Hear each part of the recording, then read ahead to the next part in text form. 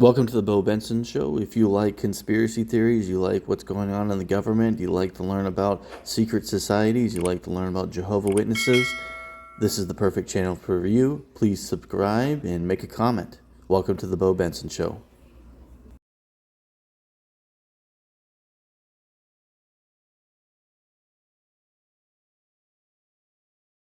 So I got three incredibly ridiculous Jehovah Witness stories to share with you guys, and I just don't have the time, so I'm going to go ahead and share these with you in one video because the time is limited. So the first one is, did you guys know that Jehovah Witnesses or Jehovah's Witnesses are being sued by an elder who was accused of pedophilia because he was disfellowshipped?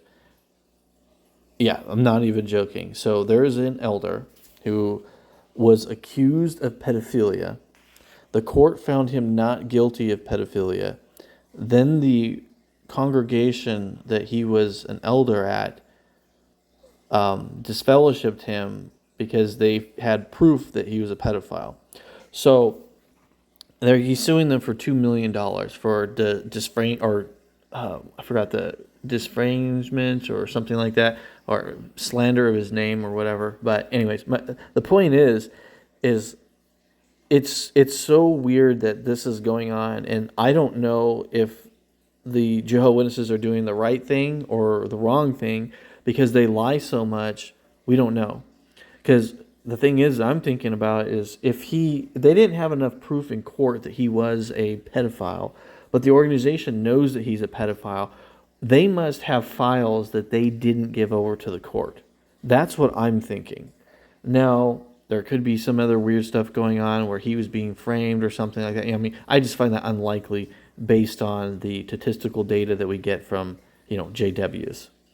So if you guys are interested in this article, I was on Twitter and I got it from Kim and Mikey. I read it, and so basically what I just told you is all that's in there. It's a very short, like little small article. It's like a little tiny piece. But if you guys want to take a look at it, you're more than welcome to, and then you could give me your thoughts on it. I'm going to show you a little tiny clip of it right now so you can see it.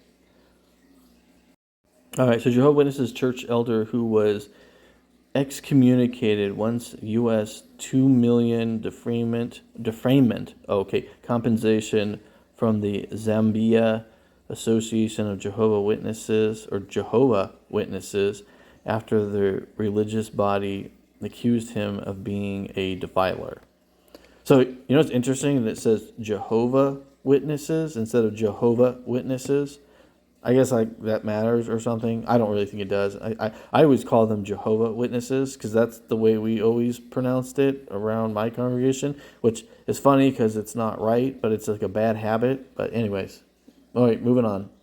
Okay, so for those of you who are used to my channel, the old channel, you know that I had a big part or multiple videos talking about black celebrities who were in the Jehovah's Witness organization. This is just another one. All right, so if you guys remember the series Sister, and you know the actor here, Marquez, do you know what is going on right now with him? Because it is absolutely crazy. All right, so you see this young lady that's next to him? That is his new wife, right? So she's 22 years old and he's 40, right? Whatever, celebrities. This is the normal thing. Not that big of a deal. But what you guys don't know is this sweet little Jehovah Witness couple, she has been dating him for 10 years. Look at her age. Look at his age. Do I need to say more? And if you think the story isn't weird enough as it is, what you'll find out is when she was 15 years old, I believe is what it was, she went missing and became a missing person. And then soon as she turned 18, she showed up working for him and being his girlfriend. So she disappeared from her foster home. Oh yeah, by the way, she was in a foster home because she was removed from her mother's home. So yeah, so somehow this Jehovah Witness minor was set up with a child bride with a Jehovah Witness Hollywood celebrity. And then they got together, and they were and then when they announced that they were dating, they said they've been dating for like 3 years or something like that. So that means from their official quote, it would have been like when she was like 16, 17 years old, they started dating, which is not legal. And then when you find out that they've been associated with one another for 10 years, I was trying to explain to people, this doesn't surprise me at all because I've dealt with Jehovah's Witnesses and child brides before. That is a super common thing that this cult group does, is they have child brides. Because you're not only supposed to marry people in the congregation. Well, there's not enough women to go around, and yeah. So that's super creepy. Now, the whole 10-year thing, dating 10 years, that means she would have been like, what, 12 years old and he would have been 30? You got to be kidding me. Like, that's not right. That's disgusting. So, yeah, I found this out. I think this is honestly like one of the weirdest things that they're publicly talking about this. So their media, and I'm curious how long it'll be up, because once people start catching on and talking about this, I'm sure they're going to take their stuff down and go black, and wipe it all out and all that stuff. But yeah, so I told you guys, there's this weird thing going on with the cults and the BLM and Jehovah's Witnesses. And people don't seem to believe me, but dude, it's right in your face. If you just pay attention, you see it, watch it, it's all good. All right, now here's the next one. All right, so I'm just going to tell you, this is the letter that has been leaked, that is a former elder who had his position removed, and he was harassed and defamed by multiple elders and other people in the congregation are trying to get him divorced. Now, the reason why this is so relevant is I have seen this playbook over and over and over again.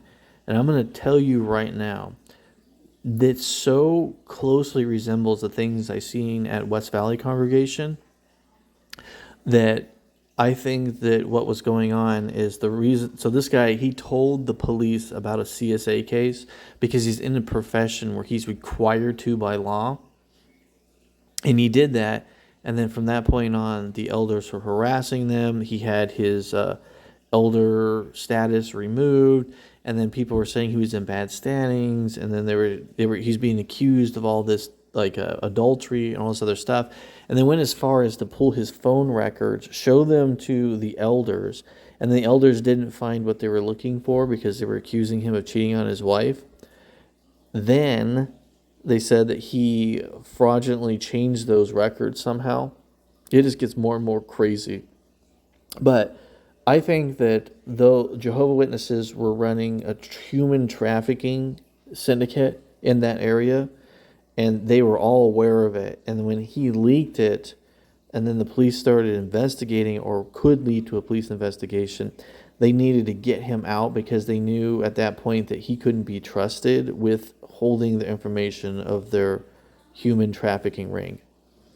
So that's my opinion of what is going on. And the reason I say that is that stuff is identical to the human trafficking that took place in the West Valley congregation in Arizona with Jehovah's Witnesses. And this is the exact same shit that they did to me. When I was going to that congregation, when they found out I was telling people what they were doing, they were having their kids go around school telling people I was a drug addict, telling people I was sleeping with married women, I was sleeping with people at my school, and a bunch of other crazy stuff that didn't make any sense whatsoever. And then they were just going after me for anything and everything.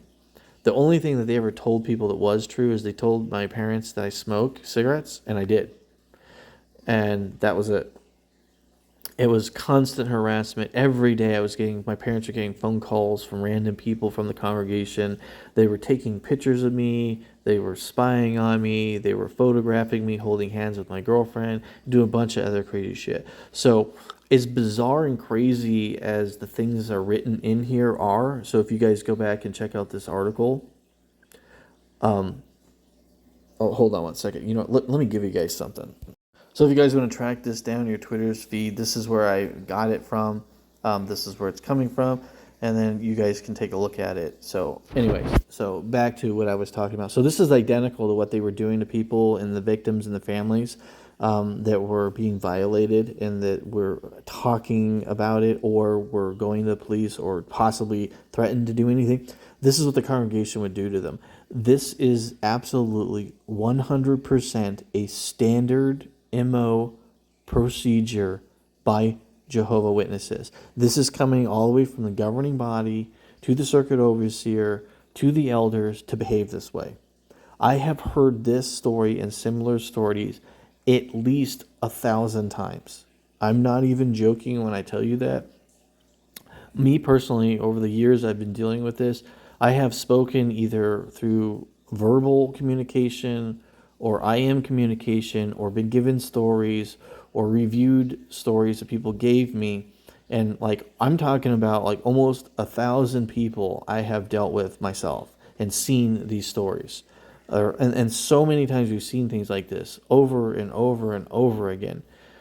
Now, and I've only been doing this for a couple of years. I can't imagine how many stories the people have been in here, the hardcore, been doing this for 20 years, people. Like, I only started doing this activism part of it, is what I'm going to say, activism, in my opinion, probably 2019 to now. So that's like, 4 years that I've been actively doing it. But for 2 of those years of that time period, I was doing this stuff privately for an investigation, which never led to any known arrests that I'm aware of, but may have actually connected and led to some of the things that we are seeing now.